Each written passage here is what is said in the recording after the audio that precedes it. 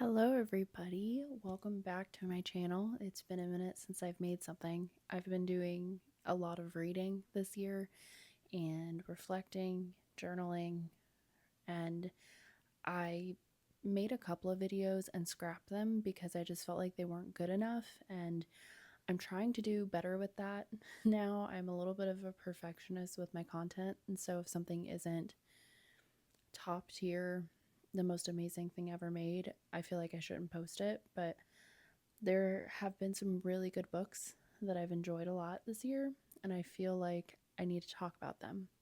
So these aren't necessarily all of my favorite books I've read this year because there have been a lot that I have enjoyed, but I feel like these are the books that have stood out to me throughout the year and books that I would recommend that you read. So I think the first one that I'm going to mention is the last book that I read, which was Interview with the Vampire by Anne Rice.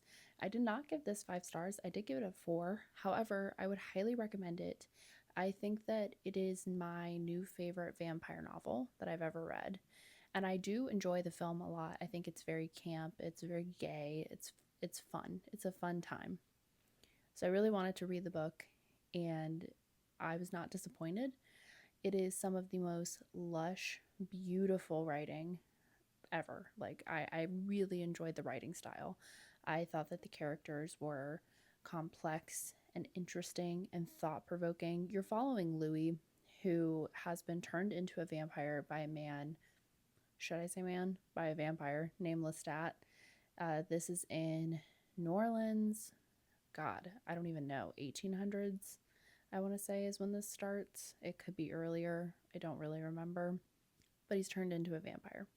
And you're following Louis, you're in Louis's head as he goes through essentially eternity, hundreds and hundreds of years. And Louis is grappling with what it means to be a vampire and everything that goes with being a vampire. You know, the immortality, the having to hunt for food, for humans to kill, and sacrificing lives in order to sustain himself, and coping with what was once the beautiful, endearing parts of being a human and not having that anymore as a vampire, and trying to figure out what does he have, what is his purpose. It's very interesting and it's so introspective. This is not a action packed balls to the wall vampire story where they're just constantly fighting and killing each other. Like, it's not that kind of story at all.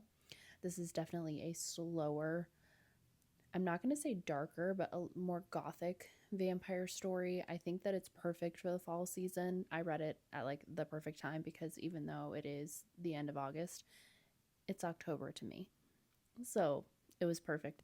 And I think that it's great. You also have Claudia, who is about 5 years old, I believe, that is turned into a vampire by Lestat, and you follow her as well, and her having to grapple with the fact that she is in a 5-year-old's body, but mentally she is aging and aging and aging. It is such an interesting story, but truly, what I think stands out is the writing style. I think that it is so descriptive and immersive. I think that it's the kind of book that you can read and get swept up in, and you can forget that you're reading. You know what I mean? And a lot of these books have that. That is something that is so important to me with reading, that I love so much, is I want to be swept away. I want to be fully engrossed in a story and just forget where I am for a little bit. And this book has that for sure. Uh, it also has very complex relationships, especially between Lestat and Louis, because Lestat is kind of like a toxic, gaslighting, manipulative vampire who is trying to, convince and constantly keep Louis on a tight rein that he needs to stay with Lestat. There's so much unlocked potential that Louis has, so many secrets of being a vampire that he doesn't know that Lestat does because he's all knowing. And so Louis is constantly afraid to leave. It's really interesting, and especially once Claudia gets into the mix as essentially their daughter, and Louis and Lestat are such different people, if you want to call them that, And so they're now having to essentially raise a daughter, and their parenting styles. It's kind of hilarious, but I really recommend Interview with a Vampire. I think if you're a fan of vampires in general, if you love the movie, there's the AMC show, if you've seen that. I think that reading this book is worth your time. And like I said, I gave it 4 stars just because we get to this peak point in the story, the halfway point, a big thing happens, and then it got pretty slow for about 50 pages to the point where I was kind of forcing myself to get through those 50 pages because I knew something's got to pick up here soon. And it did, and it got better, and it was great. But it was just so slow to the point where I feel like those like 50 pages were really unnecessary. I didn't feel like we needed them. So it did knock it down to a 4 for me because 5s are like, they are my favorite books. I love them so much. I don't see a single flaw in my mind, you know? And there was a slow part in Interview with the Vampire for me that I didn't love, but I do recommend it. And I think for a lot of people, this could be a favorite book. So, Interview with the Vampire. All right, the next book I'm going to recommend is actually a poetry collection. It is called Live Oak with Moss, and this is a poetry collection from Walt Whitman, but it also has illustrations by Brian Selznick. And this is a collection of poems that Walt Whitman never published. He did not intend for them to see the light of day while he was alive. And they were found and they were published with some really beautiful illustrations. Let me see if I can do this one-handed. The reason that these were never published were because they were gay. They were gay stories. They were gay poems. They were poems from Walt's heart, about his feelings towards other men. And obviously, during Walt Whitman's time that he lived, that was not something that you could talk about. So he never published them. And now that they are out in a time when it's safe, it's very beautiful. You actually, at the very end of it, you can see the poems in his handwriting as he wrote them. For example, the back of this says, "Little you know the subtle electric fire that for your sake is playing within me." It's beautiful. It's heartbreaking. It's romantic. It's everything that you could want, I think, in poems about love, because it's not sugar sticky, too sweet. It talks about the heartbreak as well. I highly, highly recommend this poetry collection. It was beautiful, absolutely beautiful, and I want to read more Walt Whitman now. I think this is my first little dip into the Walt Whitman pool. So I'm excited to keep going, but this is such a beautiful edition as well. Highly recommend Live Oak with Moss. All right. See, I've got a little bit of everything because now I'm going to get into fantasy. Tress of the Emerald Sea by Brandon Sanderson. This was my first Brandon Sanderson, I have to say, and I loved it so much. It makes my cheeks hurt just thinking about how much I love this book. 5 stars. Absolute 5 stars. Potentially my favorite book of the year. I mean, I still have time, but wow, this was so good. So this follows Tress, who is a girl who lives essentially like on this teeny tiny island where she has no real reason to leave. Now, her people are not allowed to leave the island. They have been ordered to stay there, but she sees no problem with that. She's a simple gal. She likes to collect cups that people bring her from far off places that are allowed to travel. And she's pretty content with just caring for her family, baking her cups, and seeing this boy that she has a crush on named Charlie. He is royal, and she washes the royal family's windows. Charlie likes to pretend that he's not a royal. He never really admits to her. He likes to pretend that he's somebody else, but he is the king's son, and they meet up together every day, and they just have this connection. They are very comfortable and protective and loyal to each other. And at that time, Tress doesn't really know that she loves him. She just knows that she needs him. She just needs his company. But the king notices this relationship forming and he doesn't like it. And so he orders himself, the royal family, including Charlie, to get on a boat and go find Charlie a wife, um, which is obviously devastating to Tress. But Charlie says, I am not going to do this. Like, I am going to make every single woman hate me that I meet, and I will come back to you. And eventually the ship comes back and the royal family comes back, but Charlie doesn't. And Tress finds out that he has been put into harm's way and nobody wants to do anything about it. So Tress takes it into her own hands and decides to leave the island that she is forbidden to leave to go find Charlie. It has the most captivating magic system that is very easy to understand. And what I love about Brandon Sanderson's writing in this book is that he doesn't take himself too seriously and he doesn't take the genre too seriously either. He is great at telling you about the magic of this world and telling you the system and the rules without it being overly complicated and full of lingo that you have to remember. You don't have to go look at a map for this. You don't need to go look at a family tree, which I love about this. It is simple yet different than any fantasy story I've read, and it's funny. The narration is so funny. The characters are charming. This book is very charming and cozy and sweet. It's fast paced. I love all of the characters. And even though there are some parts of this that are quite predictable, I didn't care. It was a book that I didn't want to leave. It was for sure a story where I wanted to stay there forever. And I'm so glad that I read it finally. And I would highly, highly recommend it, especially to new fantasy readers. If you are trying to get into the genre, I think that this is a great place to start.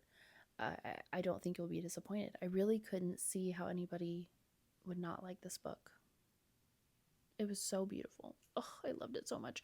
Charming, cozy, fuzzy, ooey gooey goodness. That's all you need to know. Next, I'm going to recommend a romance to you. This is a romance that took me by surprise. I had no intentions of this book captivating me and stealing my heart, but that is The Bodyguard by Catherine Center.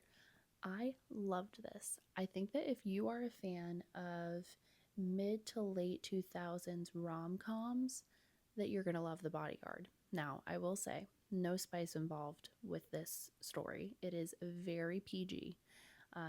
So although it is romance, do not expect anything crazy. Honestly, I don't know that they even do anything more than kiss. So, like, there's just nothing going on here in terms of spice, which I didn't know going in that it was going to be so mild. Didn't care. It's lovely. So this is a very funny, I'm telling you, rom-com. It has the main character is Hannah. She works for essentially a security agency. She is a bodyguard. And she recently goes through a breakup. Her mom dies, so she's having a hard time, and her boss decides to put her on a case where she has to be a bodyguard for a man named Jack, who is a very well-known actor. In this world, he is like a top tier, I don't know, like a Leonardo DiCaprio tier of a celebrity. Very famous, very well known. And she is assigned his case because he's been having some stalkers, and so she is now his bodyguard. And when he meets her, he's obviously like, this tiny woman is my bodyguard. And there's fun banter between the two of them for sure. It's very grumpy sunshine, with our female love interest being the grump. I cannot stress enough how funny it is. It made me giggle. I was giggling a lot in this book, just kicking my little toes. It's wholesome. I'm not gonna say it's anything like anything new. It's not necessarily refreshing. It is a very basic rom-com, but it just felt like a movie that I watched when I was 13, homesick from school, laying in bed. This was a movie to me that I had already seen. And I really enjoyed it because it didn't try to be, it leaned into the camp of a rom-com. It leaned into the fun. It leaned into my favorite parts of rom-coms, I guess. And it's not sad, it's not serious, yet you care about these characters a lot. I love the characters in this book. Probably it's up there. They're probably some of my favorite characters I've read about this year. I want to be their friends. All of their friends. I want them in my life. I love them. Oh god, this book is fun. If you need a fun, lighthearted book that is very easy to read, that makes you smile, that makes you giggle, maybe you just mentally need like a dose of some serotonin, I would say that The Bodyguard is that book for you. I don't know if this is going to be the last book that I recommend. We'll see. But I read The Night Circus finally by Erin Morgenstern. Again, did I give this a 5-star? I think I gave it a 5-star on Goodreads, but I'm gonna lean more towards a 4.5 if I didn't already put that there.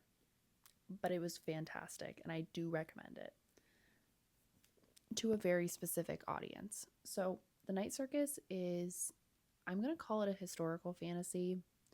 It takes place in our world, but there are fantastical elements to it where a circus arrives in town without warning. It only arrives, in the middle of the night, and suddenly the tent is there. People are captivated by this circus. The Night Circus is something that is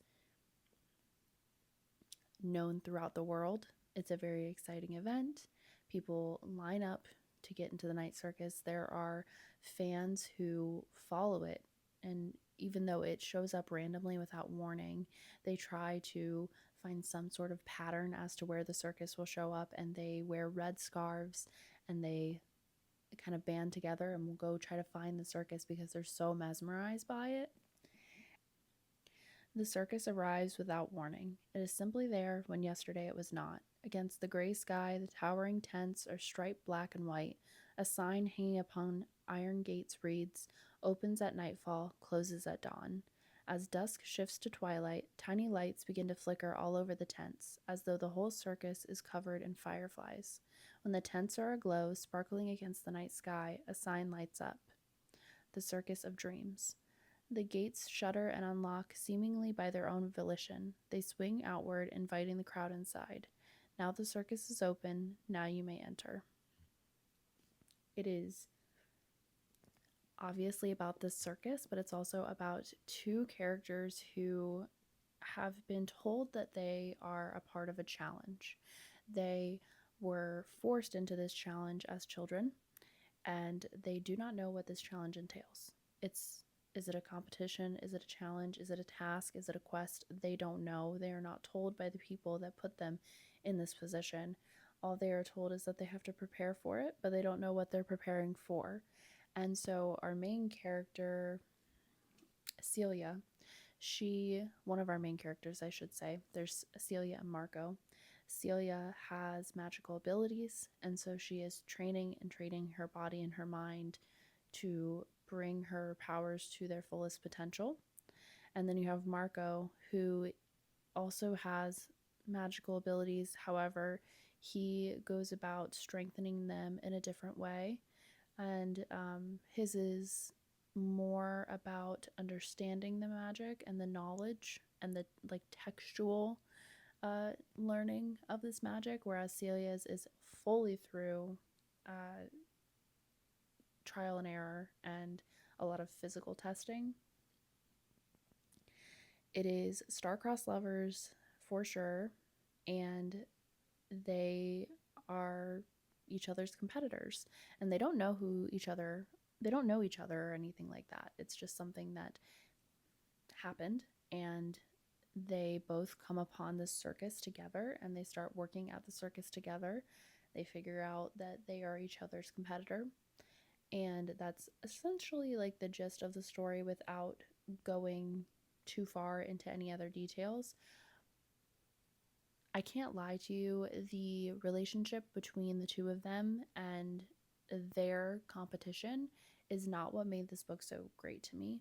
I did not find it that interesting, honestly, and I think what made me not enjoy this book to the point where I would say it's a 5-star like favorite is that the characters in the story are not what makes the story. There are a couple of characters in here that I do really enjoy. However, Celia and Marco are the ones that we come back to constantly that I think are supposed to be the characters that we really care about. And I didn't. Honestly, they were kind of shitty people and they made a lot of bad choices. And that's not necessarily indicative of a bad book. It's just that I didn't really find them enjoyable to read about necessarily. What I really loved about this book, what makes it so good, what is the backbone of the story, is the circus itself. The circus is a main character. The circus should be studied in terms of just brilliant, imaginative writing. It is, oh my God, the night circus, the circus is beautiful. And I think anybody that has read this can tell you that that is what makes this book so good. You know, this is what the best part of the book is, just reading about the circus, reading about the people entering the circus, the many, many tents, because they are never ending. There are people that spend hours upon hours in the circus and they are only, you know, an eighth of the way through. And so they have to go track down the circus and they have to get through the rest of the tents. Like they have to see everything. It's beautiful. Um, the author constantly talks about the smell of caramel apples and hot chocolate and cinnamon in the air, and oh, it just makes, like, the descriptions are they're so good. And I have so many quotes here that I have annotated because they're just beautiful. This one, I can't speak French. Rêveurs, I'm gonna say that wrong, but rêveurs is what, rêveurs? I'm gonna read the quote anyways. Some, though, follow the circus wherever it may lead, through money or luck or extensive favors from other rêveurs. But they are all rêveurs, each in their own way, even those who only have the means to visit the circus when it comes to them, rather than the other way around. They smile when they spot each other. They meet up at local pubs to have drinks and chat while they wait impatiently for the sun to set. It is these aficionados, these rêveurs, who see the details in the bigger picture of the circus. They see the nuance of the costumes, the intricacy of the signs. They buy sugar flowers and do not eat them, wrapping them in paper instead and carefully bringing them home. They are enthusiasts, devotees, addicts. Something about the circus stirs their souls, and they ache for it when it is absent. It is a story that will make you just want to live in the circus. This specific circus, mind you. I love it. I love it a lot. It's a chunker, it's a big book, but it's worth your time. And I think you need to be in a specific mood for it. I feel like if you are in the mood to just be swept away and feel the magic of a powerful story, I feel like you would really enjoy the night circus, especially this time of year. This would be great for the fall and winter time. I think those 5 books are the ones that I wanted to tell you about today. I feel like I will make another video at some point talking about more of my favorites that I read this year.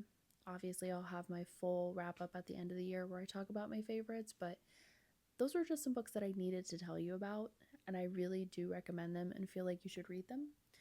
I am also currently reading some more Jane Austen. I'm sure that will end up on my favorites list because I'm loving it so far. I'm having a nice reading year.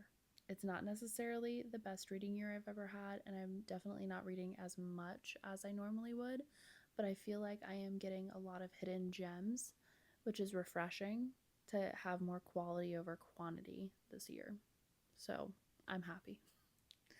But if you like this video, please like and subscribe. Join the fam.